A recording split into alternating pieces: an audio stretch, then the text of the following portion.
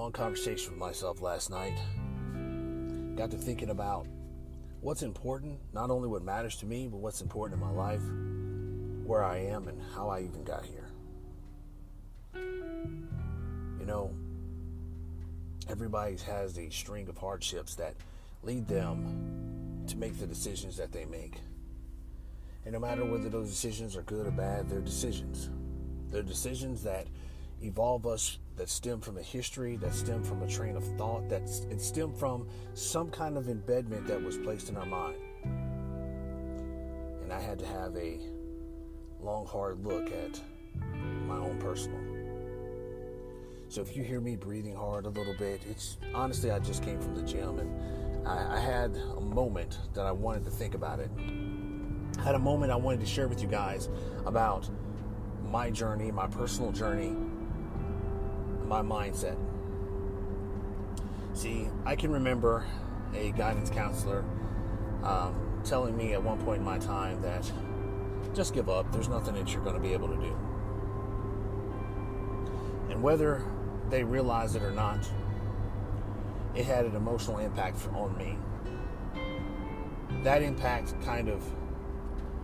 I know at the time, I harness no ill will or ill feelings towards that person now, but at the time, I understand I was probably a very difficult child to get through.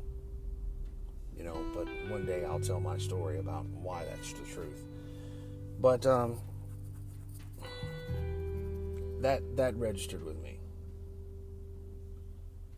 That registered with me very hard, and it took me a while to deal with the idea that I would never amount to that. I would never amount to the level of expectation. I would never amount to the rise or the tension levels that needed to be to ease if I was going to pursue a family. Never even thought about it. So to this day, whether I remembered it, whether or not it stuck with me, to this day, in the back of my mind, in like the corners of my mind, underneath the carpet, underneath the housing, in the back of my mind, that thought was still there. That thought still moved and shaped me. When I drove, you know, I drove professionally. I drove often because I always wanted to have more. When I ran cross country, I always pushed myself to the person that was in front of me. Whenever I competed on the job, I always worked extra and worked harder. Finished my lunch breaks early, got back on time, showed up 15 minutes early. I always did that.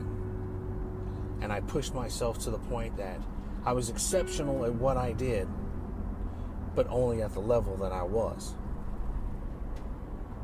Never took the time to actually think about how do I get to that next level.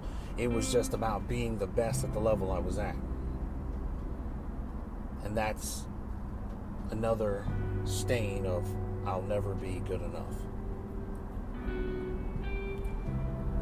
That feeling resonated with me all the way until I got my first degree.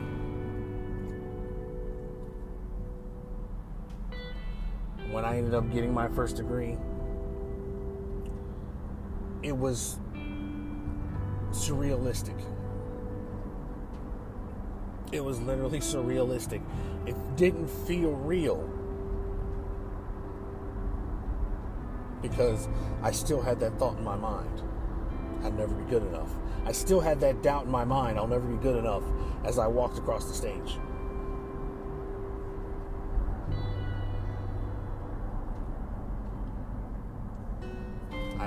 I worked for a few years after that, thinking, okay, this is where I can do, this is where I am, and it still didn't feel like enough. When I went back and I got my master's, honestly, it still didn't feel like enough. Yes, it was an accomplishment. Yes, it was a goal. But 3 months later, I was thinking about my doctorate. And I thought to myself, this can't be the actuality of my life, to always feel unsatisfied, So I had to stop and take a long look at myself, figure out my surroundings, figure out why I'm feeling this way. It was my element. It was my own thoughts. It was my surrounding. It was my peers. It was the choices that I made. It was the situation, the circumstances, the job I chose, the family that I chose to have around me. All of that impacted my train of thought. All of it. But the core root was that one guidance counselor saying that I will never amount to anything. Somewhere after that, I took a short metamorphosis, took a hiatus, and used that to develop myself, to strengthen my core, to feel content, to look at what really makes me happy, what really drives me, and what would make me feel satisfied in my pursuit. To this day, I work from home. I have a pretty good job. It does what it needs to do. It pays for things. It takes care of things. And I don't have the same worries that I did 2 years ago.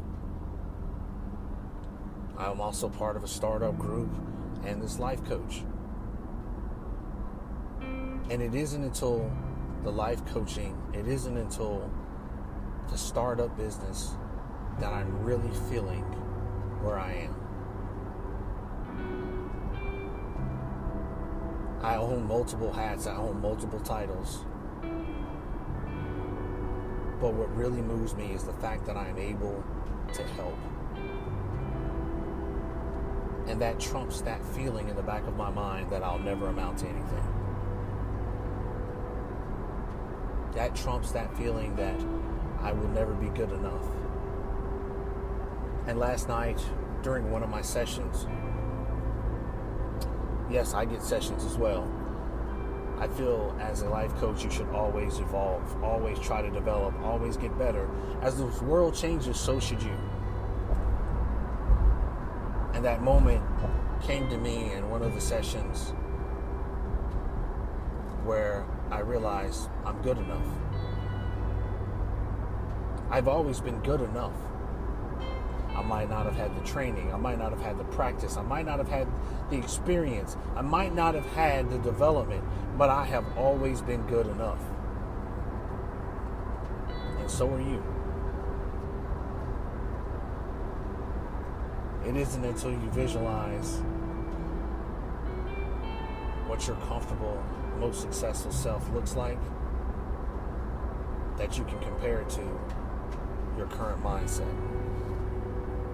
Noticing how they align, noticing how those two interact. What transitions do you need to become one from the other? It took me this long to get to this point, and I wanted you to know that that epiphany happened. That metamorphosis happened. That change happened. I embrace the future, and I welcome you all to embrace it with me. For whatever it's worth, you have a great day, and hopefully we'll see you again.